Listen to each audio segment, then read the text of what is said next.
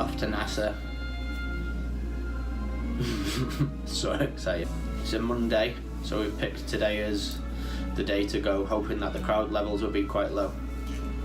Let's go!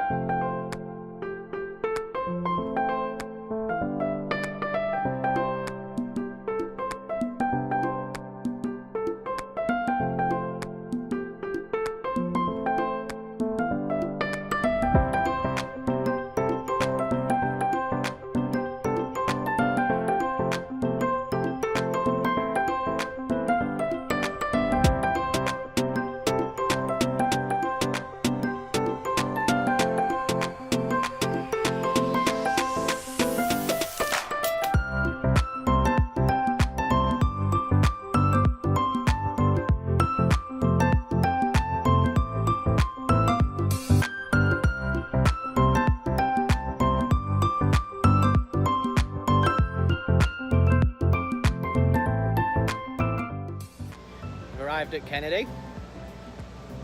It's boiling, really warm. It took us about an hour to get here, and we're in the rocket garden, so we'll get you some footage to show you what's around us right now. It's really impressive.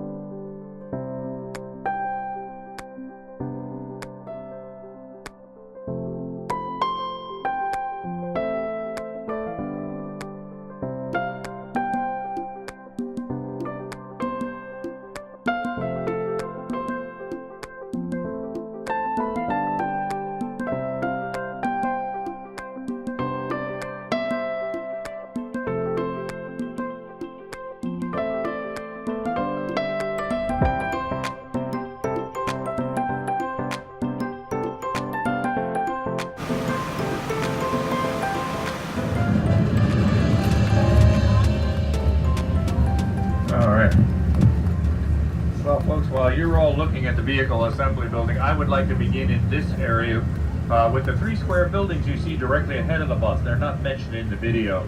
During our shuttle era, these buildings were called Orbiter Processing Facilities, OPS. Yeah, big long NASA acronym for the hangars. Now, this is where they returned the orbiters when they came back from their missions. Now, of course, all of our orbiters have found their final retirement homes. But on the same note, all 3 of these buildings have been leased out since their retirement, and I'll tell you more about that when we do come back from Launchpad 39B. For the upgrade, now both of the crawlers are capable of lifting about 20 million pounds. The new SLS is coming in at 23 million pounds, so CT number 2 got everything mechanically and hydraulically changed. Every moving part was changed except for the skeleton itself. Well, I see CT number 2 coming back to its parking spot right now. So they must have lowered the mobile launch platform inside High Bay 3, and they're bringing CT2 back to its staging area.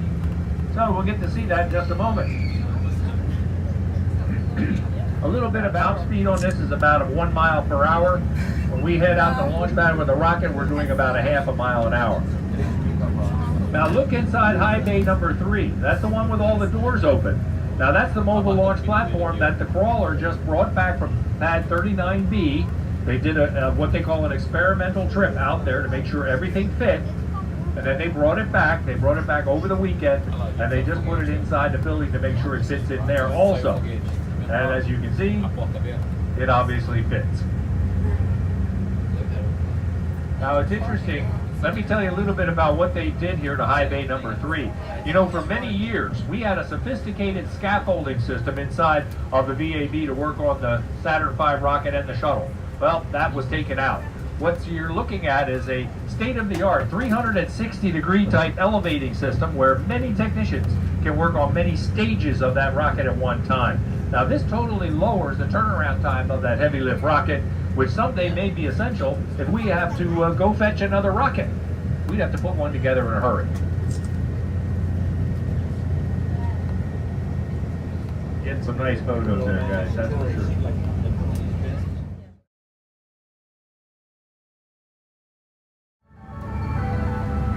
Now, for those those of you unfamiliar with SpaceX, well, as of yesterday, they have been successful 29 times now in bringing their first stage rocket back to Earth. Now, this has significantly lowered the cost of what it takes to get into low Earth orbit, and it's actually afforded it for many smaller companies and countries to put their own satellites into space. Now, I can tell you for a fact that there's one of their, what they call Block 5 rockets sitting behind these doors right now at some stage of refurbishment launch that they have out in California in the near future. Let me get these guys going. Like I said, these people get paid by the hour, and we don't want to hold them up. Now, let me tell you about that Falcon Heavy launch that happened on February the 6th. SpaceX, they consider it a great success. Now, the overall mission was to return all 3 of those first stage rockets back to Earth. Now, 2 of them were to land over at LZ-1 and 2 at Cape Canaveral. That is former Pad 13. Now, the 3rd one was to land way out on their autonomous spaceport drone ship way out in the ocean there. Now, the first 2 did land successfully and simultaneously over at LZ-1 and 2. Now, the 3rd one actually still had a whole bunch of energy left. It missed the barge. Now, what you have, obviously, in the last several years, you have 2 different organizations that have 2 different views on how to get into deep space. Now, they're both going to succeed at what they're doing, which is quite obvious after the Falcon Heavy launch, but they are both going about it in quite different ways. Now, I mentioned that they had the crawler transporter bring that mobile launch platform out here on a test run. If you look up at the pad, you can see 3 pedestals on each side. 2 of them are easier to see than the other ones, but that is what they wanted to do. They wanted to make sure that that mobile launch platform fit perfectly on those pedestals. And what happens is the crawler lowers down on its hydraulics and it backs out from underneath that mobile launch platform. That platform was out here for several days just to see how it would fit, and from what I understand, it fits absolutely perfectly. So our rocket scientists have done it again. Balance is on the right, and the 2 in the center. Now, they are state-of-the-art also. They're all Microsoft touchscreen, etc., but they're set up for our future. That's for anyone who cares to go back into deep space off the new pad you just saw, Pad 39B. As I mentioned earlier, we would like to become a multi-user spaceport. Off the left side here is the press site, and this is also the closest any human will be to the manned launches. Yeah, now it's 3.5 miles as the crow flies to either one of the 2 pads you just saw. And this is considered a safety buffer zone. Now, it was calculated years ago that if anything ever happened to a fueled rocket at either pad, it would totally devastate a 3-mile in circumference area. Yeah, and hence they built everything 3.5 miles away from the closest pad. They were thinking way back then. Off to the right side, the vehicle assembly building. I mentioned earlier about the tremendous volume of this building, 6th largest in the world in volume. Now, let me put this into perspective. As you look at this building, it is half the height of the Empire State Building. And yet you could fit 3 3/4 Empire State Buildings inside of the VAB if you chose to do that in different configurations. Could you keep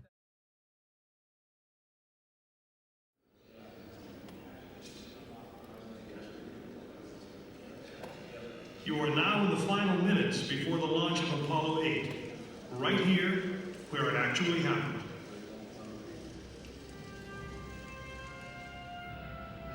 Mankind is about to leave his planet behind and journey to another.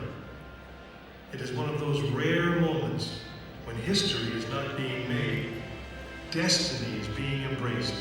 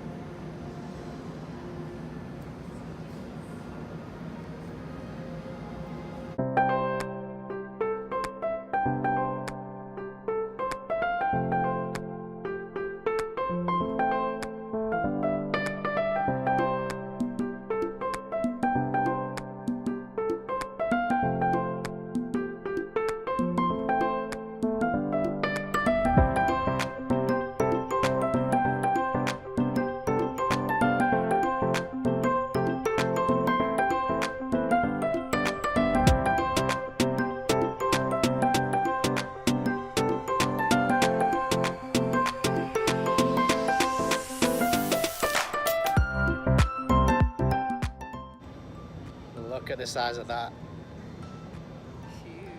So impressive.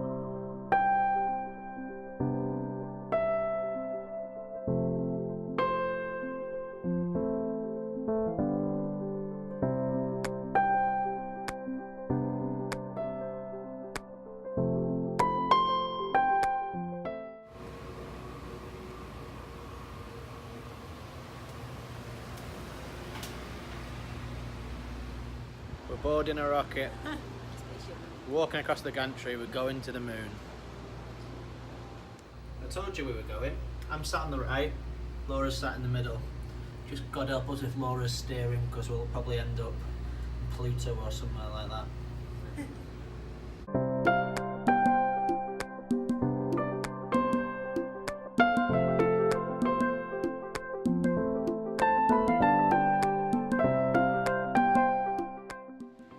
So the part that I've been waiting for has finally arrived. We're in the section where they've got the Atlantis rocket.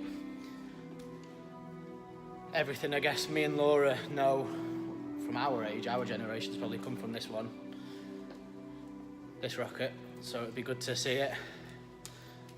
From the footage that I've seen online, looks pretty impressive. Can't wait to see it. Wanted to just say as well, it's Monday and the Space Centre is dead. We're walking around and there's hardly any people here. So good to just be able to not rush around anything, take time across all the little kind of, what would you class them as, museum pieces, I guess. And the bus Really was good. really And the quiet. bus was quiet, yeah. Bus tour. Bus tour was really quiet.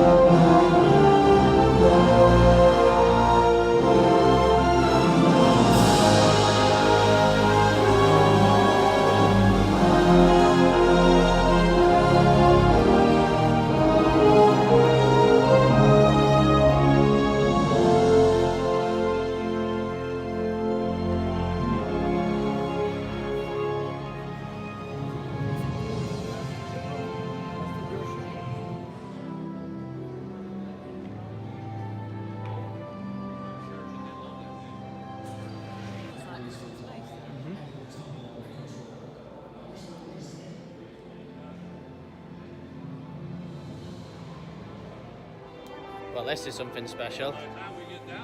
Absolutely amazing to see.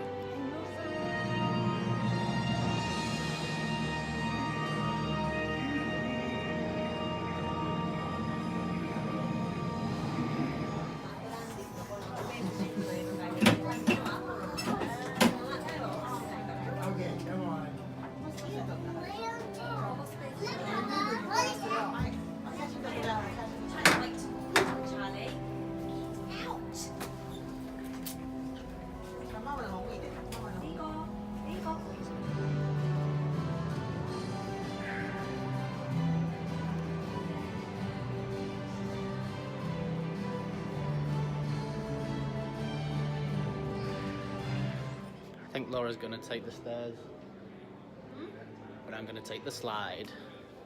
Going on the slide? Oh, is this the slide? Yeah, you come in. Yeah, let's do it. Oh shit! Here she comes.